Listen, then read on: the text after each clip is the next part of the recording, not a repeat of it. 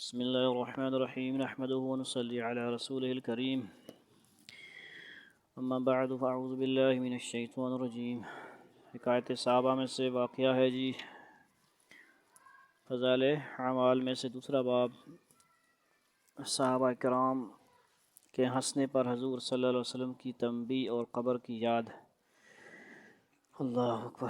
نبی اکرم صلی اللہ علیہ وسلم ایک مرتبہ نماز کے لیے تشریف لائے تو ایک جماعت کو دیکھا کہ وہ کھلکھلا کر ہنس رہی تھی اور ہنسی کی وجہ سے دانت کھل رہے تھے، یعنی وہ ضحک فرما رہے تھے، تبسم فرما رہے تھے، قہقہ لگا رہے تھے۔ کیا کہیں گے؟ ضحک فرما رہے تھے۔ وہ کیا کرتے ہیں؟ جس میں دانت نظر آ جائے اس کو ضحک کہتے ہیں، اور صرف ہونٹوں پہ مسکراہٹ ہو تو تبسم ہوتا ہے۔ قہقہ خطرناک چیز ہے اس سے بھی، ٹھیک ہے۔ حضور صلی اللہ علیہ وسلم نے ارشاد فرمایا کہ اگر موت کو کثرت سے یاد کیا کرو تو جو حالت میں دیکھ رہا ہوں وہ پیدا نہ ہو، لہٰذا موت کو کثرت سے یاد کیا کرو۔ قبر پر کوئی دن ایسا نہیں گزرتا جس میں وہ یہ آواز نہ دیتی ہو کہ میں بیگانگی کا گھر ہوں، تنہائی کا گھر ہوں، مٹی کا گھر ہوں، کیڑوں کا گھر ہوں۔ جب کوئی مومن قبر میں رکھا جاتا ہے تو وہ کہتی ہے کہ تیرا آنا مبارک ہے، بہت اچھا کیا تو آ گیا، جتنے آدمی زمین پر چلتے تھے تو ان سب میں مجھے زیادہ پسند تھا۔ آج جب تو میرے پاس آیا ہے تو میرے بہترین سلوک کو دیکھے گا، مہمان نوازی دیکھے گا، میرا اکرام دیکھے گا، میری جنت کی کھڑکی کھلنی دیکھے گا، سب کچھ دیکھے گا، ٹھیک ہے۔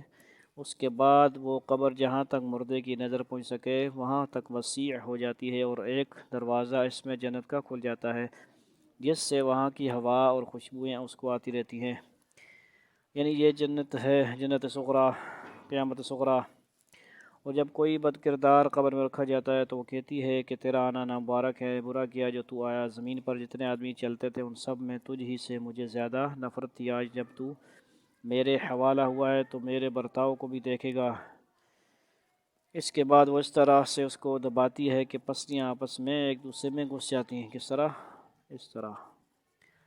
اور 70 اژدہے، بڑے بڑے سانپوں کو اژدہا اژدہے کہتے ہیں، اس پر ایسے مسلط ہو جاتے ہیں کہ اگر ایک بھی زمین پر پھونکار مارے تو اس کے اثر سے زمین پر گھاس تک باقی نہ رہے اور وہ اس کو قیامت تک ڈستے رہتے ہیں۔ اس کے بعد حضور صلی اللہ علیہ وسلم نے ارشاد فرمایا کہ قبر یا جنت کا ایک باغ ہے یا جہنم کا ایک گڑھا ہے۔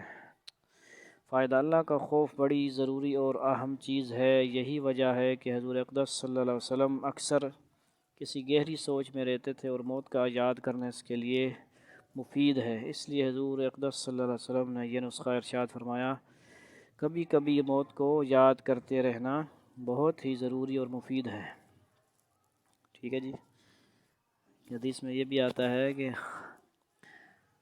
خندہ، جس کا فارسی میں یہ بھی لکھتے ہیں کہ خندہ بسیار دل را بمیراند، اس کا ترجمہ ہے، ٹھیک ہے جی۔ کھلکھلا کر ہنس رہے تھے صحابہ کرام، تو زیادہ ہنسنا دل کو مار دیتا ہے، فضول ہنسنا، ویسے ہی بات بات پہ ہنسنا، اور مطلب وہ بھی ٹھیک نہیں ہے۔ یعنی آپ صلی اللہ علیہ وسلم کی عادت مبارکہ عام کیا تھی؟ مسکرانا، مسکراہٹ، تبسم فرمانا۔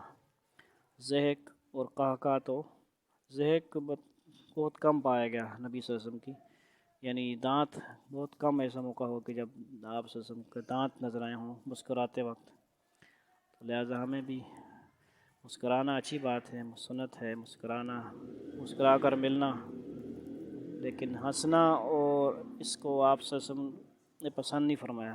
صحابہ کرام کو تنبیہ فرمائی، موت کی یاد فرمائی کہ اگر آپ موت کو یاد کریں، جو غفلت چھائی ہوئی ہے، تو وہ اس کا علاج ہے، ٹھیک ہے جی۔ قبر کی یاد، موت کی یاد، مراقبہ موت، مراقبہ، یہ ساری جو ہے آخرت کی یاد دلاتی ہے، ایمان پختہ کرتی ہے اور اللہ کا خوف پیدا کرتی ہیں۔ تو اللہ تعالی ہمیں بھی اپنی فکر کرنے کی توفیق نصیب فرمائے۔ یہ فکر ماحول میں بھی حاصل ہوتا ہے، سوچ فکر اللہ کے راستے میں بھی حاصل ہوتا ہے، اللہ والوں کے پاس جا کر بھی یہ حاصل ہوتی ہے۔ اللہ تعالی ہمیں عمل کی توفیق نصیب فرمائے۔ الحمدللہ رب العالمین الرحمن الرحیم مالک یوم الدین اللہم صلی علی محمد النبی المحمد۔ ربنا آتنا في الدنيا حسنة وفي الآخرة حسنة وقنا عذاب النار سبحان ربك رب العزة عما يصفون وسلام على المرسلين والحمد لله رب العالمين آمين برحمتك يا أرحم الراحمين.